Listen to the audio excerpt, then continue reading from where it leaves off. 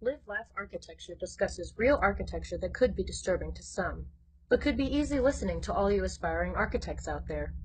All stories are based in architectural accuracy, but details may vary.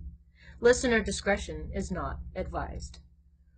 Welcome to Live Laugh Architecture, when you stay up all night in studio just to remember the pinup is Friday, not tomorrow. I'm Amanda, and today's podcast talks all things Brunelleschi. More specifically, we will dive into the Duomo and the Ospedale Degli Innocenti in Florence. But first, it's time for some killer facts. Our killer facts today are about the architect of our building topics, Filippo Brunelleschi. Brunelleschi was born in 1377 in Florence, Italy. Brunelleschi did many things in his life, as he was a sculptor, metalworker, a ship designer, an artist, an engineer, and an architect, just to name a few. He spent the early years of his career becoming a sculptor and even competed with Ghiberti, another famous sculptor, soon to be his arch-nemesis, to create a bronze relief for the door of a baptistry in Florence.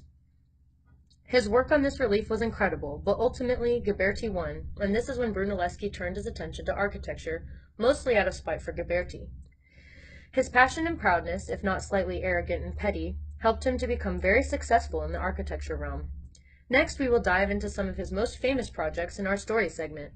And here we go. The year is 1418. Filippo Brunelleschi sits in his Florence apartment staring at the Santa Maria del Fiore, a massive cathedral still in construction for over a century now, thinking about how his sculpting career has gone to ruin. Just 17 years earlier, he lost a competition to his arch-nemesis Ghiberti, sending his sculpting career to the garbage bin. Feels like just yesterday, he thinks to himself as he gazes over at his drafting table, viewing all the ruins of his drawings over the years that almost scratched the surface of greatness, but came up short. Just then, the sound of a paper slipping under his apartment door catches his attention. He looks over to see a flyer advertising a competition to design the vaulting for the dome of the new cathedral in Florence. Although he had hardly any experience as an architect, Filippo figured now was a good time as any to add more to the list of his crafts and hobbies. And maybe he could get back at Ghiberti for besting him in the sculpting competition. That would show him, he thought to himself. He would enter the competition to build the dome. In 1419, after a year of fighting to get the job, Brunelleschi was named the new architect of the dome in Florence. Much to his chagrin, so was his arch-nemesis Ghiberti.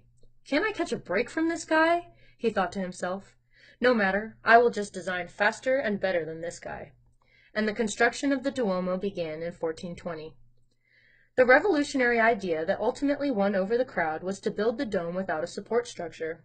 When completed, this dome would reign the largest and widest masonry dome in the world, at 45.5 meters wide and over 116 meters tall. To create a dome at this scale, Brunelleschi designed an inner dome and an outer dome that supported each other. The inner dome consists of large arches and ribs made by bricks in a herringbone pattern. That outside dome is covered in terracotta tiles for the roofing and white marble ribs. While everyone was excited to see the dome's construction begin, they realized they had no way of actually constructing it. This enabled Brunelleschi to work some magic to realize his vision and engineer custom machines in order to build the dome. This complex design was worked on for many decades up until Filippo's death in 1446. The dome remains unfinished to this day. In the end, Ghiberti was less important to the project than Brunelleschi. So I guess we've all learned that sometimes pettiness can help us fulfill our dreams. Our next story follows Brunelleschi to his next venture, designing the Ospedale Degli Innocenti. And here we go. After many years of therapy to get over the mark Ghiberti has made on his career, Filippo Brunelleschi aims to further his architecture career by designing a hospital. In 1419, he decided to propose this idea in the hopes that he could do just one thing without Ghiberti riding on his coattails. To his surprise, he got the commission alone and began working on this project. In order to really show that he was better than Ghiberti, he decided to create a hospital that would take care of abandoned children. Surely then everyone would realize how much more successful and charitable he was than Ghiberti. Utilizing his many talents, Brunelleschi created a building that is highly revered as a significant example of early Renaissance architecture in Italy.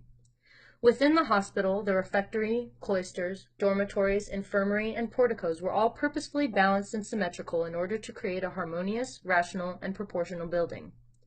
Later on, the porticos were enlarged and decorated with frescoes documenting the activities of the hospital.